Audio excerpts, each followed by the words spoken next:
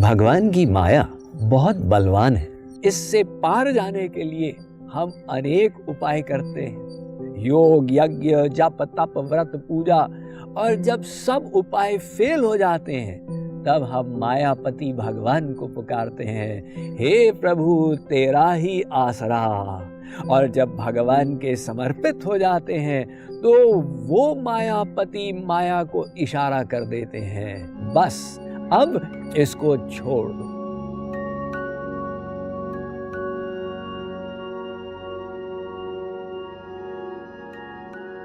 भगवान की माया बहुत बलवान है।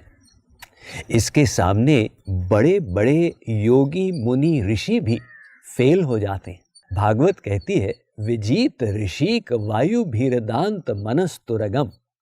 ऐसे ऐसे योगी मुनि जो पत्ते खाकर रहते थे और वायु भक्षण ही करते थे, वे भी अपने मन के सामने फेल हो गए।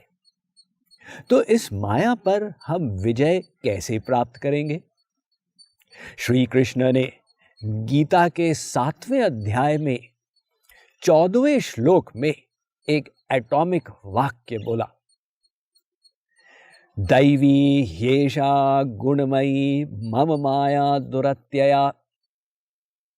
वे कहते हैं, अर्जुन, ये जो माया है ना, ये दुरत्यया है, अर्थात इसको पार करना अत्यंत कठिन है।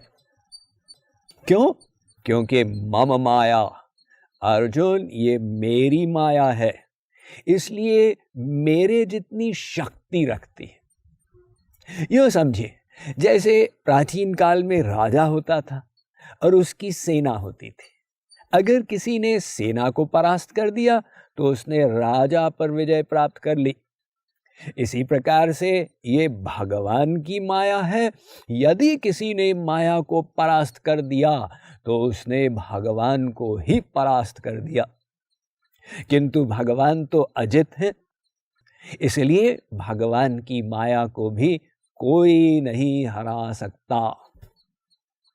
तो अर्जुन कहता है, महाराज, फिर मेरा कल्याण कैसे होगा? मैं इस भवसागर को पार कैसे करूंगा? श्री कृष्ण दूसरी पंक्ति में उत्तर देते हैं, माम एव ये प्रपद्यन्ते मायामेतां तरन्ति ते। अर्जुन, जो मेरी शरण में आएगा तो मैं मायापति उसको पार करा दूंगा।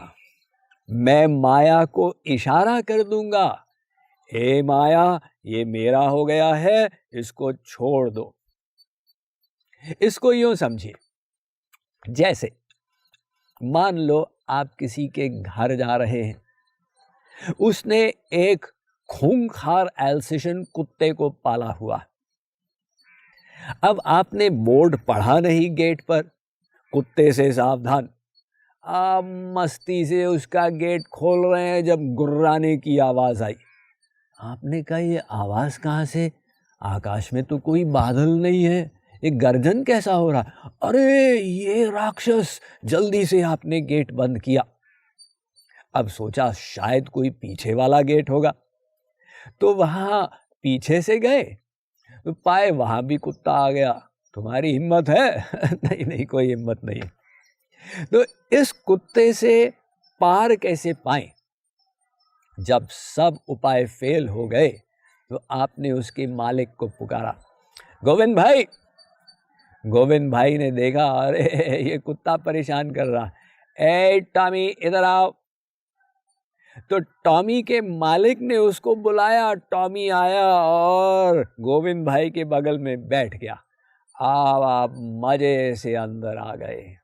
तो जैसे कुत्ते को पार करने के लिए आप कुत्ते के मालिक की शरण में गए, इसी प्रकार से ये जो भगवान की माया है, इससे पार जाने के लिए हम अनेक उपाय करते हैं, योग, यज्ञ, जप, तप, व्रत, पूजा।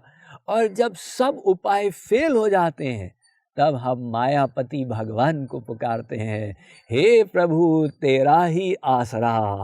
और जब भगवान के समर्पित हो जाते हैं तो वो मायापति माया को इशारा कर देते हैं, बस अब इसको छोड़ दो। माया कहती है ठीक है, मेरा काम तो इतना ही था कि जीव को परेशान करते चले जाओ जब तक वो भगवान के समर्पित नहीं हो जाता। तो इसीलिए जब तक कोई जीव भगवान से विमुख है, माया कहती है मैं गारंटी लेती हूं ये सुखी नहीं हो सकता। हिमते अनल प्रकट बरु होई, विमुख राम सुख पावन कोई। ये रामायण कह रही है कि बर्फ से भले ही आग निकल जाए, ये असंभव भले ही संभव हो जाए, किंतु विमुख राम सुख पावन कोई। कभी कभी लोग आके प्रश्न करते, स्वामी जी जो लोग संसार में अच्छे होते हैं वो दुखी क्यों रहते हैं, जो लोग बुरे होते हैं वो सुखी क्यों हो जाते हैं? भैया देखो, ऐसा डाउट मत रखो, वरना तुम्हारे अंदर यही प्रेरणा होगी कि हम भी बुरे हो।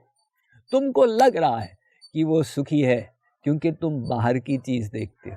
इतनी बड़ी गाड़ी, इतना बड़ा बंगला, यदि अंदर झांक कर देखोगे तो कहोगे राम राम राम राम, इस अरबपति से तो मैं अच्छा हूं।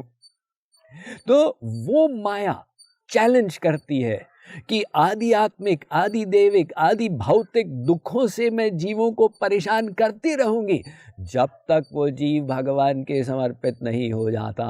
और एक बार भगवान के चरणों में पहुंच गया तो माया कहती है बस मेरा काम खत्म।